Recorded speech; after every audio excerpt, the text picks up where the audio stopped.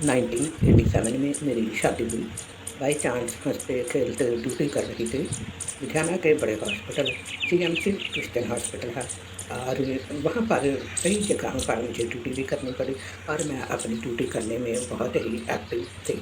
और इसी के बीच वहाँ पर ड्यूटी करते हुए एक ऐसा लड़का मिला जो कि आजकल हर इंसान जानता है कि कोई भी इंसान किसी की बैकग्राउंड नहीं देख सकता, ना ही कोई जान सकता है। ये तो सब कुछ बाद में पता चलता है। ऐसे ही एक बार हम लोग वार्ड में खड़े थे, एक ही जगह पर ड्यूटी थी, और वहीं पर बातें करते-करते मेरे एक रिश्तेदार ने शक किया कि ये जो लड़की है, ये उस लड़के के साथ बातचीत करती है।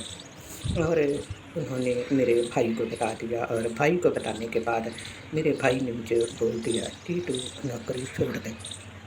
मैंने कहा मैं नौकरी नहीं छोड़ूँगी, क्योंकि मेरे लिए नौकरी बहुत ज़्यादा ज़रूरी है, क्योंकि मैं नौकरी करते वक़्त बहुत खुश रहते थे।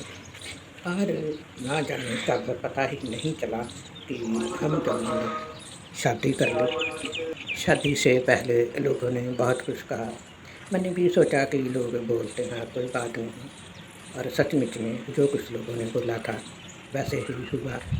बहुत कर्ज था उनके सिर के ऊपर, और सचमुच में आपको एक सीक्रेट बताना चाहती हूँ। बाद में ये बात पता चली कि मेरे पति ने मुझसे नहीं, मेरी नौकरी से शादी की थी। और सचमुच में मुझे बहुत संघर्ष झेलना पड़ा, बहुत रोती थी, बहुत आँसू बहाए, ज़िंदगी भर बहुत परेशान रही। माँ-बाप की लाडली, 3 भाइयों की 1 बहन, दाद के, नान के, दोनों तरफ पहले सारा प्यार ख़त्म हो गया। सबने मुझे छोड़ दिया। और आप लोग जानते हैं कि जब एक लड़की हो और उसको इतना ज़्यादा प्यार मिला हो, और बाद में शादी के बाद कोई भी प्यार करने वाला ना हो, या फिर अगर कोई प्यार भी करे तो वो नौकरी से प्यार करते हैं। तो इस नौकरी के प्यार के चक्कर में मेरी जो ज़िंदगी थी बहुत बदतर हो गई। और इस बात से बाद में पता चल गया कि जो लड़का है वो तो ड्रिंक भी बहुत ज़्यादा करता है। बाई चांस में लिया गया जो फ़ैसला होता है वो बहुत गलत फ़ैसला होता है। दुनिया चाहे कितना भी दुखी करे, लेकिन हमें कभी भी जल्दबाज़ी में फ़ैसला नहीं लेना चाहिए। अब माँ-बाप का प्यार याद आता था, दाद के, नानके का, रिश्तेदारी का प्यार, हर किसी से बहुत प्यार मिला। लेकिन इसके उलट इस साइड में मेरी हालत बहुत ख़राब रही।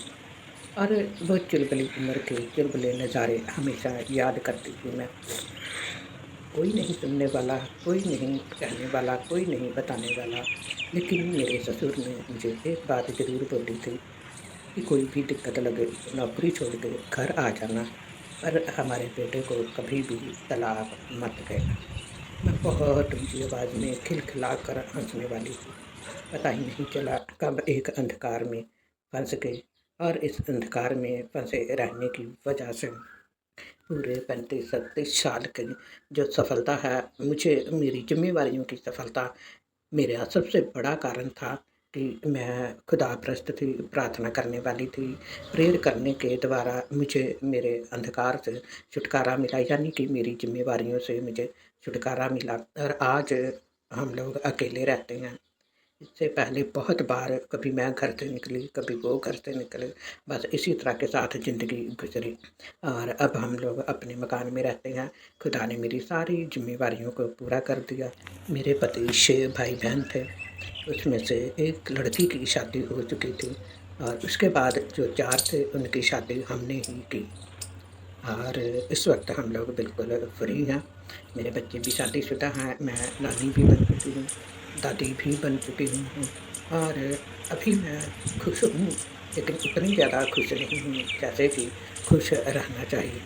ये मेरी ज़िंदगी के कुछ पल हैं जो कि मैंने आपके साथ शेयर किए हैं, और मैं ये चाहती हूँ कि आप कभी भी ड्रिंक करने वाले के साथ शादी मत करना, पूरी ज़िंदगी घिसटना पड़ता है।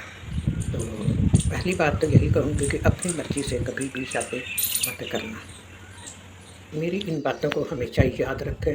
अगर कोई धोखा हो भी जाता है तो खुदा से कभी भी दूर मत होना, खुदा के नज़दीक रहना, खुदा की हज़ूरी में रहना, खुदा सब कुछ पूरा करेगा। तो धन्यवाद। God bless you. और मेहरबानी से वीडियो को शेयर कीजिए, ज़्यादा से ज़्यादा शेयर करें ताकि कोई और भी इंसान पहली बात तो अपनी मर्ज़ी से शादी ना करे। और मेरे इस संघर्ष को और भी ज़्यादा सुनने के लिए चैनल को सब्सक्राइब ज़रूर कीजिए। धीरे-धीरे हर बात जो है मैं आप लोगों के साथ शेयर करती रहूँगी। तो आने वाली वीडियो का लिंक आपके सामने लग गया है, आप इसको ज़रूर देखिए। धन्यवाद। God bless you.